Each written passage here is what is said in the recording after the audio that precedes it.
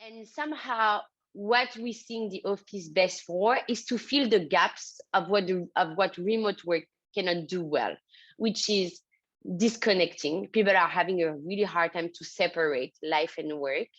And they're showing, and we're seeing increased rate of burnout, of exhaustion, of fatigue.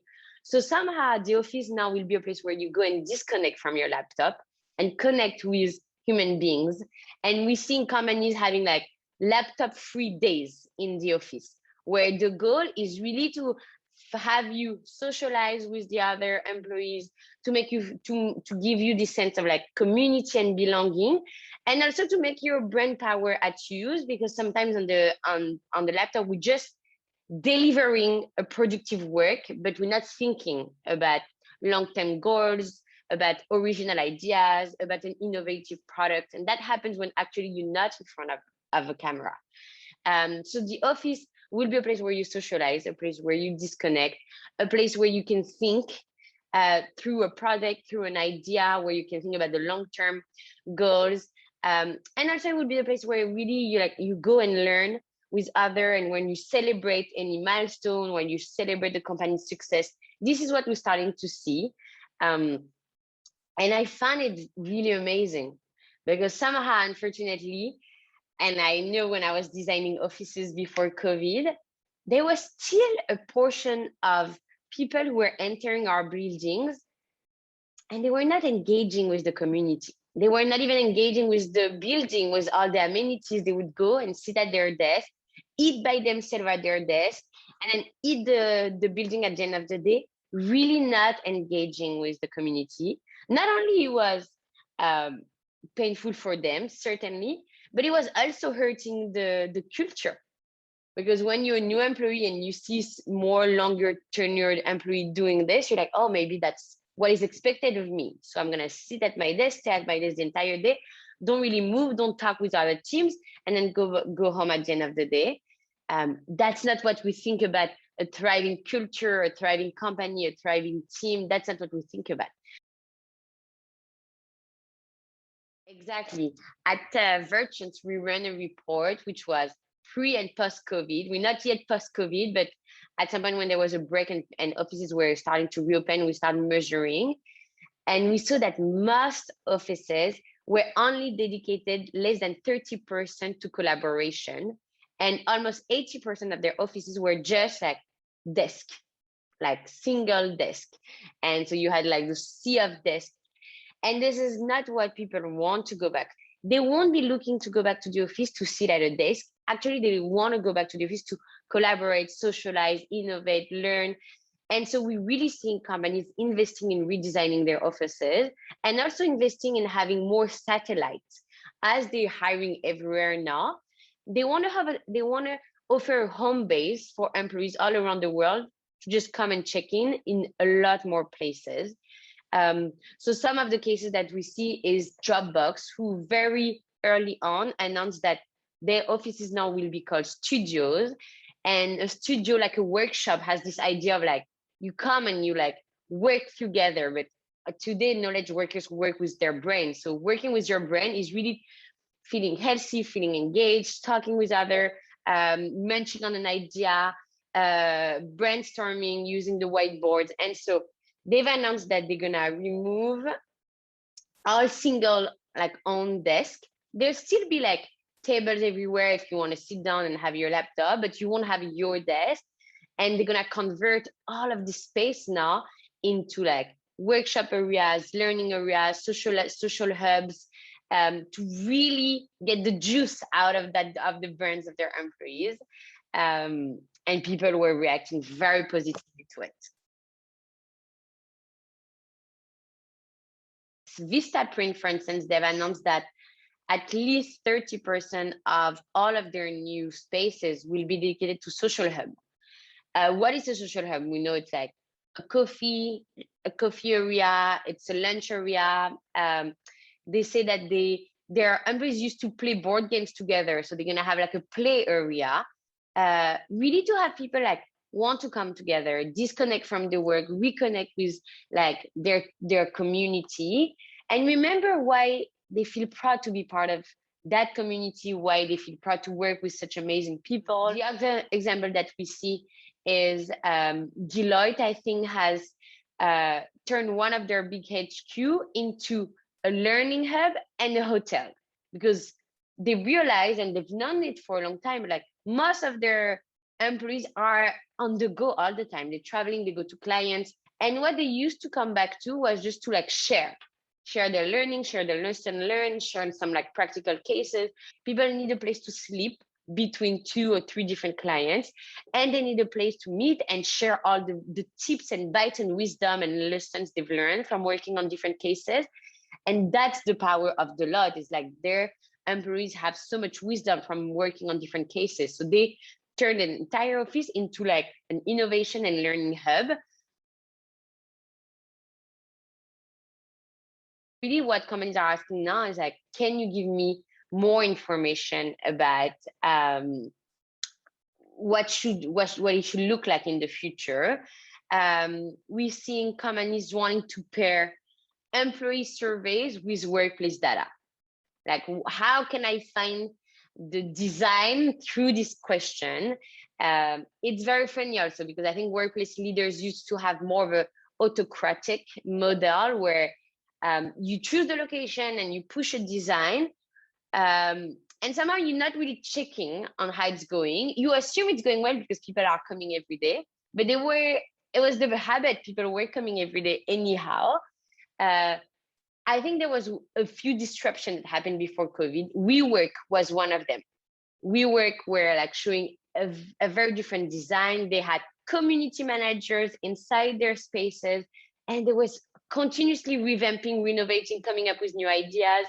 And somehow that was disrupting the office design. And we were seeing, I remember when I was before VergeSense at Stripe, most companies were visiting WeWorks as they were looking for inspiration for their design, because they were seeing that it was a very attractive place where people had to pay to go there, and they were paying a high fee to be there, and they wanted to be there.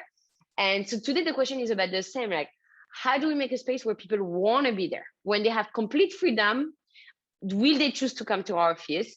And so we're learning, post WeWork, we're learning about what was working there, what was not working.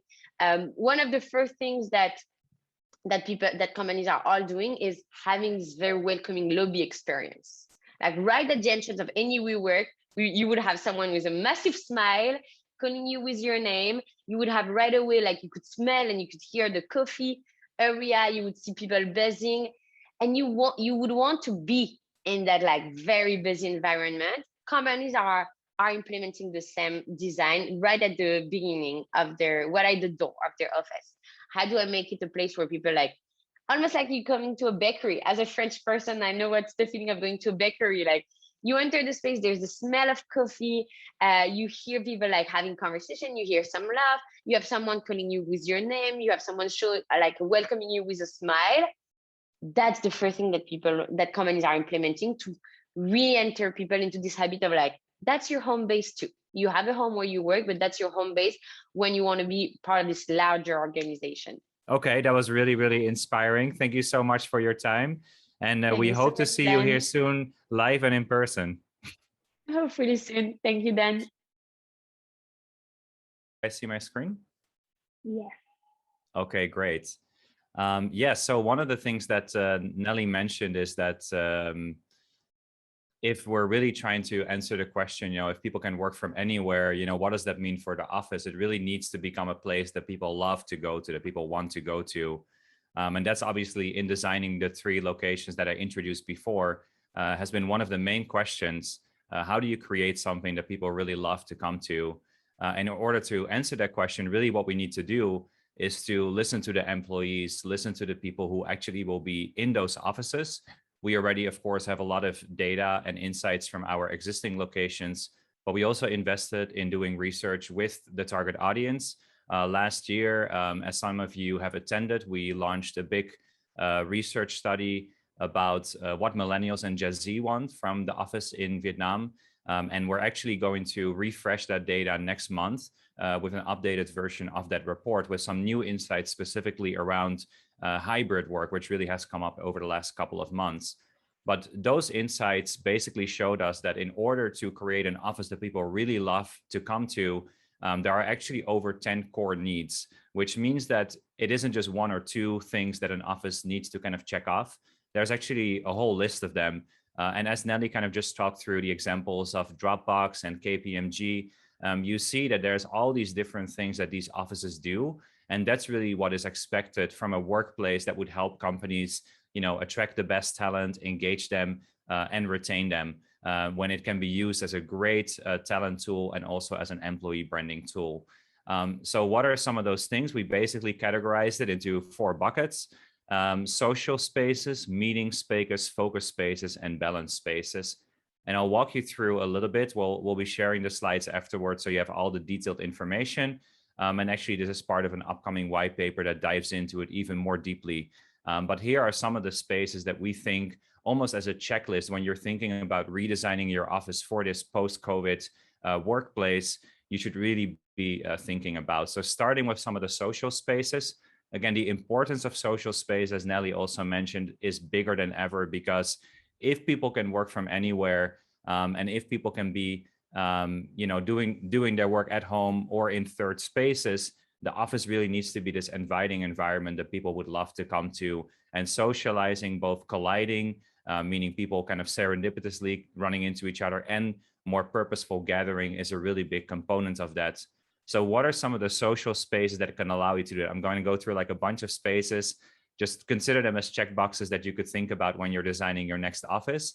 The first social space that we see really having a big impact, and maybe it started with the WeWorks of this world, and it started with co-working spaces, but now you see more and more large companies creating these spaces for themselves, which are the community spaces, the central home of an office, where no matter what you're looking to do or what kind of vibe you want to work in, that space offers you the ability to do that.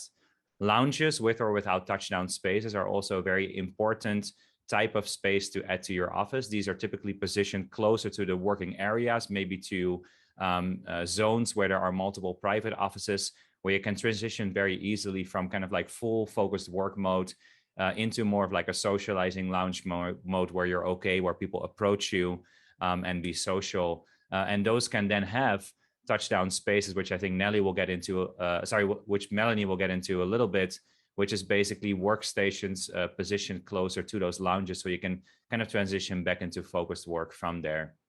So community spaces and lounges, 2 very important spaces in the post-COVID workplace. Other social spaces, this is probably no surprise, but pantries and kitchens are very important. Maybe the most important space in Vietnam. I think anyone who has been at a great office or even maybe any kind of party, you know that the life always is in the kitchen, in the pantry, the more informal space where people can either sit or stand, prepare a meal, have lunch together, share a snack in the afternoon. We see this in a lot of our locations. 4 p.m. all of a sudden all the kitchens are full again, people gathering in kitchens, and that's why they become also so important to very purposefully design them with that functionality in mind. And then coffee shops, especially when the coffee shops are positioned kind of like in a buffer zone between the workspace, which is owned by the company, and the public space. They can be kind of like a buffer zone where you can invite vendors or potential partners to meet more informally, the same with your team members. And that can be either just a standalone thing, or it could be in combination with a more formal meeting you would be having afterwards. But coffee shops, again, when we think about where do people love to work, where would people love to come to, we all know that people love coffee shops. So that is something that we can also really think about when we're designing these post-COVID offices, and why you saw on all our new locations, why we focus so much on integrating coffee shops and other F&B options into the workspace. And then the 2 last social spaces that I think are really important to incorporate are green. So gardens, outdoors. I think companies are investing in this more and more. This is a great example from Facebook in Seattle, where you can actually leave your office and feel more out in the open, where you're surrounded by greenery, really supporting your health and your well-being, both physical and mental, and play, actually creating opportunities for people to kind of break out again out of their normal office environment and just have some fun, which again is the stuff that, we've maybe all done now Zoom yoga and Zoom quizzes, but eventually you actually want to come together with people. And the office can really support those kind of behaviors and those kind of requirements through spaces that are designed for play, that are designed for fun. This is a great example from Amanotes, a music app company here in Saigon, who created, as part of their company culture, created in their office a little stage where people can perform. And they use this very actively, both when they're onboarding new team members and also when they're doing kind of like weekly social events. So play spaces also become very important for social spaces. So that's kind of the first bucket of spaces that we think are very important for the post-COVID office. Because again, people can do a lot of work from anywhere, but meeting people, socializing people, that really happens in the office or in third spaces. So let's go to that second part, the meeting people. Meeting is not what we used to do, which is just meetings in meeting rooms. Meeting is also learning, as you saw in the KPMG example, learning, collaborating, connecting, conversing. There's a lot of different ways to meet. And again, great opportunity to kind of center the post-COVID office for that. What are some examples of those kind of spaces? Well, first of all, again, sharing and learning becomes more and more important. I've seen a couple of examples of companies who went fully remote or fully hybrid, where they say actually one of the key reasons we still request or require or invite people to come back to the office is for maybe like half day, full day, multi-day learning and sharing events where we all bring together our learnings and sharings, where we do training and development. One of the key reasons to get people to in the office. This photo is from our Taoyuan location that we just launched earlier this year, where we have these like really great rooms that are perfect for large trainings or those kind of events. Collaboration, obviously, this is something that I know we're trying to do online, sometimes with success, sometimes without much success. But having rooms in your future office that allow people to really come together and collaborate, and again, not just meet, not just go through status meetings. I think we've all been in those, making the environment more conductive to actually collaborating, meaning large whiteboards, materials in the room, big screens for other like remote or hybrid teams to join, very important. This is an example from Etsy in, I think, Santa Monica. Then brainstorming and innovating. So going back to what I just said is that, even though all of these things can be captured as meetings, it doesn't mean that every single type of meeting is done in a meeting room. Meeting rooms are typically quite straightforward. You're sitting around the table. And I definitely have been in brainstorms where we're basically sitting in the same room, where we're doing our project status meetings or where we're doing our finance meetings. And all of a sudden we're sitting around the table looking at each other and say, let's brainstorm. That's why there is an opportunity, again, in these new offices, these new style offices, to create dedicated spaces that are designed for these kind of things like brainstorming, like innovation. So a couple of great examples here from the Steelcase Learning and Innovation Center in Munich, where they created a break room that can be then transformed into kind of like a brainstorming space.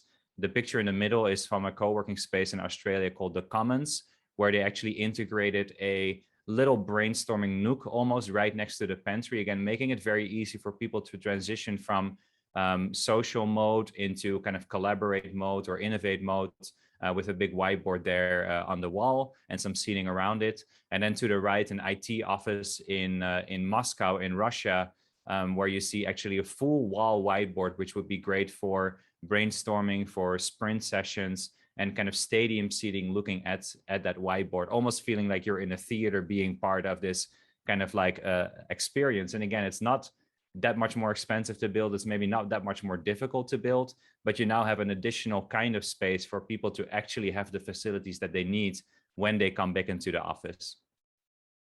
And then the final ones that you're seeing more and more, I think the WPP campuses have embraced some of these elements as well, which are kind of the meeting pods or conversation pods, meeting modules, either fully integrated into the decor, so basically built into the design, like on the left, or more as a flexible unit that can be moved or depending on where the need is.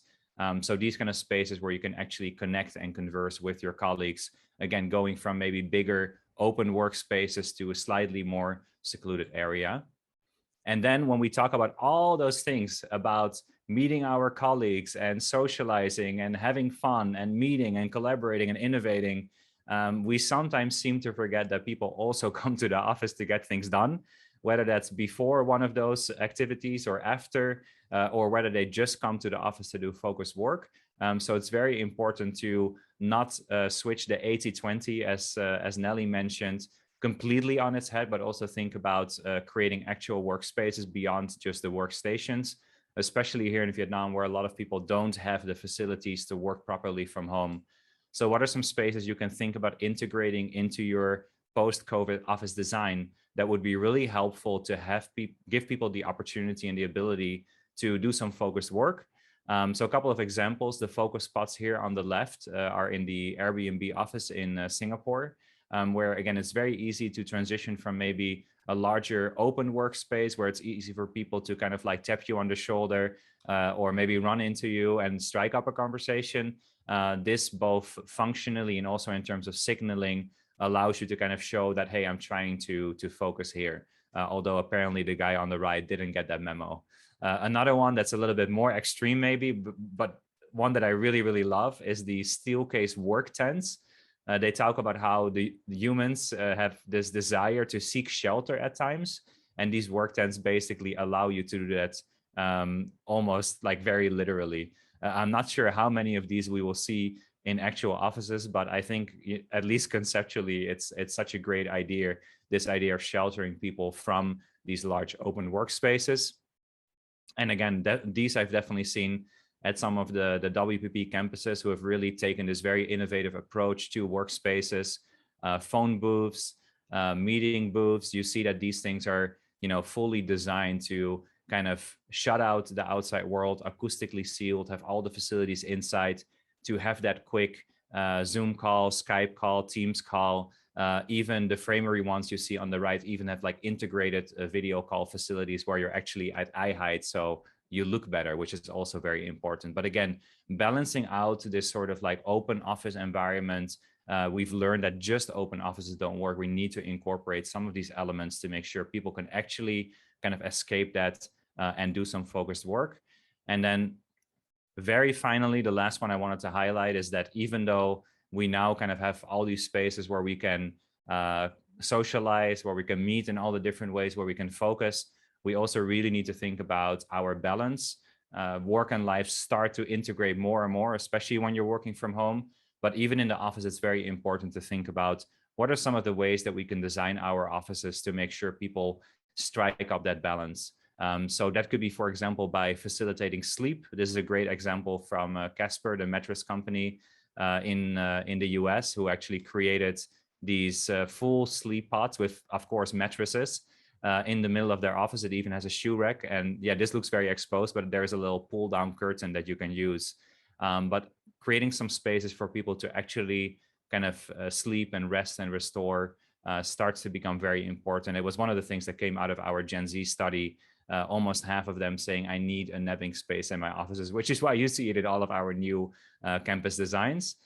Greenery also becomes very important. I've been to many offices in Saigon where there is the potted plant here and there, but we're really talking about fully integrating green into the spaces. This is an example from our Tao Dien location again, where we actually have this small garden outside where people actually in the office are exposed to the actual old trees around those offices and really feel that they're part of something more natural. And that also links to obviously light, even though we're always combating the heat and the aggressive light from the sun here in Vietnam, making sure that people have at least the opportunity in certain corners to soak up some sunlight is very important. We have that at our Chang Wang Kai location, and those kind of swivel chairs facing a very kind of like bright lit area, they are very popular because people don't want to sit there the entire day. But again, going back to the point that the new office needs to do a lot of different things, creating at least areas where people can seek the light in the office or outside the office are very important. And then obviously that brings us to the final one in this balance category, which is our minds. So we need to also support people very actively, more than ever, on mental well-being. I think anxiety levels are through the roof, especially when we're constantly working from home. But also when we're back in the office, allowing people to take those breaks in very hectic work days This example from Headspace is really, really nice, but there's also an example from Room, who partnered with Calm, the meditation app, where you have versions of that Room phone booth where you can actually do meditation. But this example is literally you sit in one of these quite sheltered units. You can put on your headphones, kind of zone out, and do a little bit of meditation through the Headspace app. And these are actually placed in their office in the US. So I know that was a lot to go through, and unfortunately, it's not even everything. There's a lot more, which I'll be sharing to you after the webinar. But I just wanted to share with you some of the principles that we took into our design briefs when we were developing these large office spaces, because one thing that I've learned the hard way with office design is that you can only do it once. Typically, you kind of really have to have a clear point of view. And so we basically just wanted to share with you very openly our checklist of all the spaces and all the type of environments that we're including into our new spaces, so that when you're designing your new office, you can take that into account and try and check off as much of these boxes as possible, so we can together create better workplace experiences for our employees. So that is my sharing for today.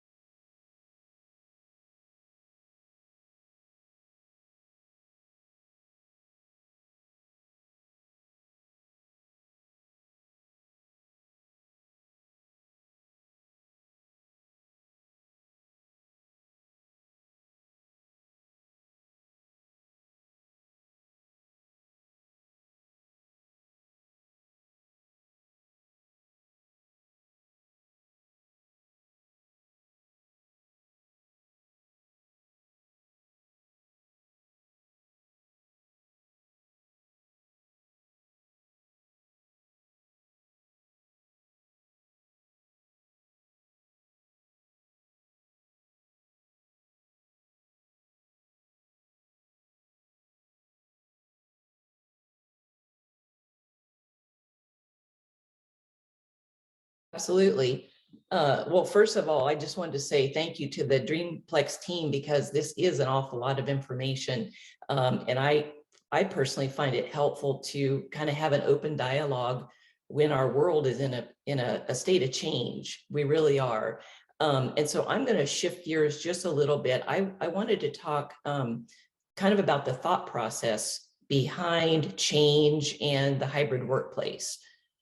So let's go to the next slide. Yeah, so my goal is just to introduce two concepts today. The first is, it might be new to you, furniture as a service. I'm going to go through that real quick. And then the second is, what I did is just to go to some of my teammates and ask a few questions about the hybrid office and what we're hearing back from our clients. So really are kind of not as much of the images as we've seen today, which are super helpful. So anyway, furniture as a service, if you're not familiar with it, provides a subscription approach to furniture, and it's all about access instead of ownership.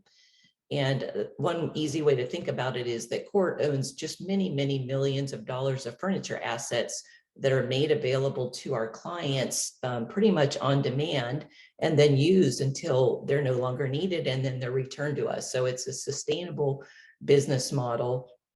We're a Berkshire Hathaway company with our clients anywhere from Fortune 500 companies to clients like Netflix, Facebook, Ford, most other major companies that you've heard of, along with most of the commercial real estate firms, and then small to mid-sized businesses.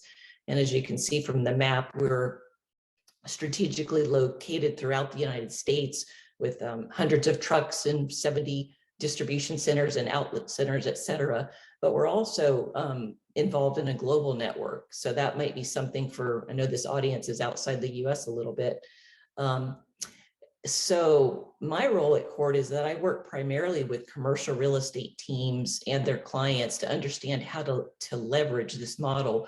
And as you can imagine, it's just perfect for this hybrid workplace that we're evolving through. Sorry, I'm not controlling the slides. There we go. So if we just look at our simple definition of what is a hybrid workplace, I mean, I think every single day there's more and more definitions coming out and many, many smart people in report. In the simplest term, a hybrid office is a flexible workplace model that's designed to support a distributed workforce. So these days, that generally means providing choice between a lot of different things: a traditional office, a flexible office, a co-working space, satellite office, temporary office, working in the field, working from home, working from near home, working from anywhere.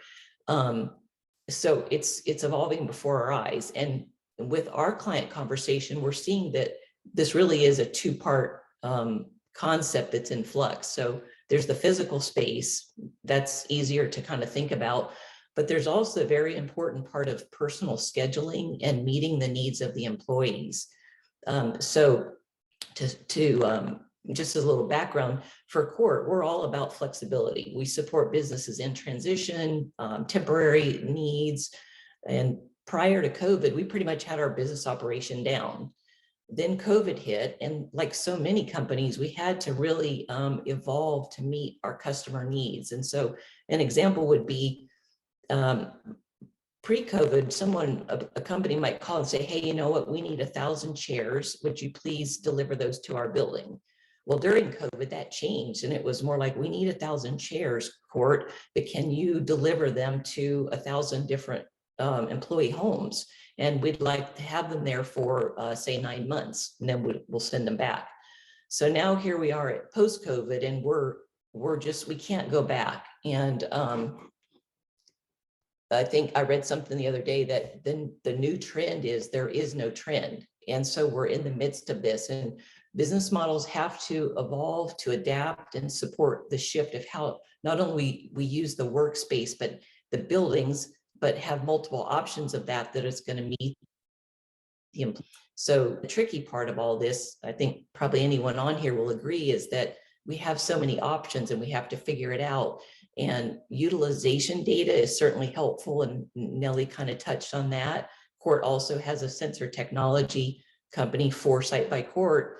But in addition to that kind of solid data, I just think the discussions are so important to find out, what is a team going to need, what's vital to them and to the employer, and staying flexible and changeable.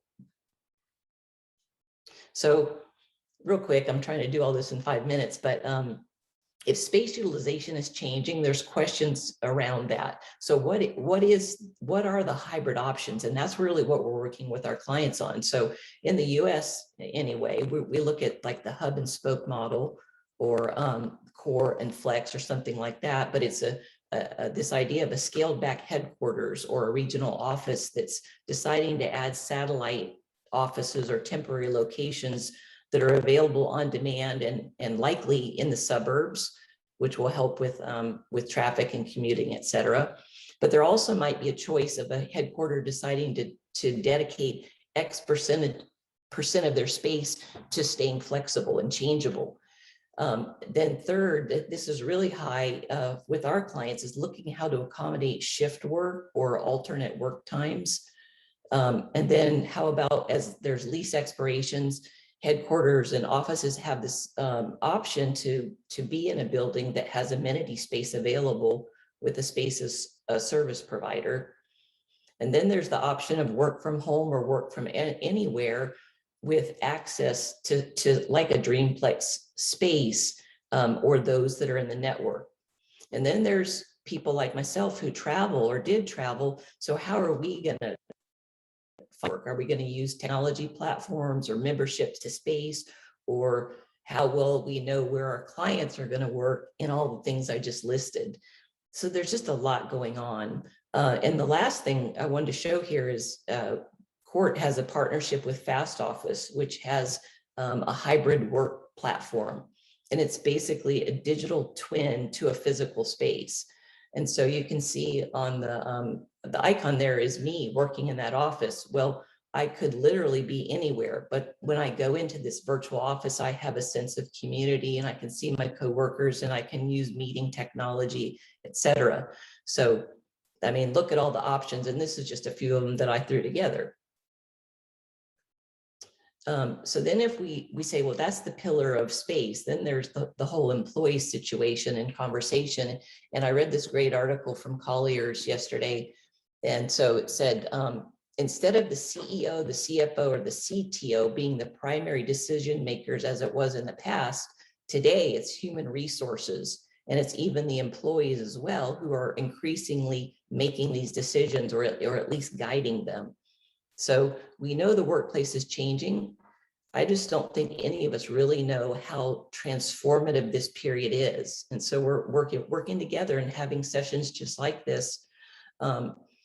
So companies are searching for that balance between people being happy, being inspired, being productive, but also we have to be profitable. So one of the things that we're helping clients with, again, is employee surveys, testing, collecting data whenever possible, and then monitoring the utilization, adoption, and productivity, and doing that again and again until, you know, all of us land on what is the new normal for our own organizations. So just a couple of furniture type scenarios where we're seeing people trying to transform areas from maybe one function to another to accommodate for this hybrid office or workplace. So in the left, there's what was a traditional office that the client decided to try to make it into a collaboration area. And if you look at the picture, there's sofas there. Well, since we did this, it's changed, and now everyone wants individual chairs. And at the tall tables, there's one chair. Well, now we're getting hopefully to the place where we can have 2 or 3. And so as companies are trying these new environments, they're also monitoring what's resonating with the employees. In the lower right, it was just an open area or just a room that had space in it that the company decided to try to create a community lounge and see if people would come in and utilize it. So with CORT, the point is in flexible furniture and furniture as a service, that the furniture can be changed out to see what is going to resonate or meet the needs of these new spaces. And Dan mentioned like just all kinds of different work scenarios of touchdown spaces and work condos in different locations and buildings and spaces. So just it's just going on right before us. Big thing is, of course, health and wellness. So we're seeing all kinds of changes to break rooms. And hopefully we're getting near the day where the panel systems in this particular example can be removed and we can have 3, 4 chairs. But for now, this is the way that it's been. And then I have just an actual client example where the hub and spoke model. This is a global real estate technology firm that's offering all kinds of incentives for their employees to return free vaccines, just everything. But at the same time, it's like so many tech companies, they're growing, but they need to monitor employee choice as they set these spaces up. So temporary space that flexes is ideal as the longer term decisions are made as we have access to data, et cetera. And if anyone on the call is thinking about creating your own flexible office, this was just a story of a client that decided that they wanted to create a flex space for their employees and then some others too, like a co-working environment. And their goal was to test the concept without having to invest tons and tons of capital. So after a 1-year evaluation, this team decided that it was a great experiment, but they decided they would go work in a Dreamplex kind of a location, co-working or whatever, and return the furniture to CORT. So if you're thinking of testing that kind of thing, you might look into our global network and see if we can help you with it. And then just one more, because this is such an example that represents what many companies are going through right now. So it's the story of a large utility company that was going to consolidate 3 locations into one corporate headquarters, and it was planned pre-COVID. But earlier this year, they decided to change their plans. I think the building's supposed to open in 2023, but they were using the lessons that they learned from work from home. So instead of having 6,000 people going into a new headquarter where they would be the sole occupier, the new plan is that they'll house 4,500 employees, and a portion of those, a portion of the employees will permanently work from home, but others will have a high locations, possibly some could be in flex locations, and they'll be able to lease out part of the building that they had planned to occupy 100% themselves. So overall, less than 33% of the people will work full-time at this new HQ. And the bottom line is that they estimate real estate savings of over $100 million over 10 years. So we can talk about the space and we can talk about the employees and what all of our needs are. But in the end, I think it's going to be a little bit of both.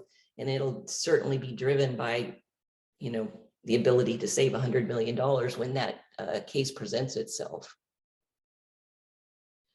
And so just, I put a link to the Collier's office that I really enjoyed, and also a link to Caleb Parker's podcast that was posted last week that talks about what is furniture as a service if you're interested, and certainly reach out if I can answer any questions.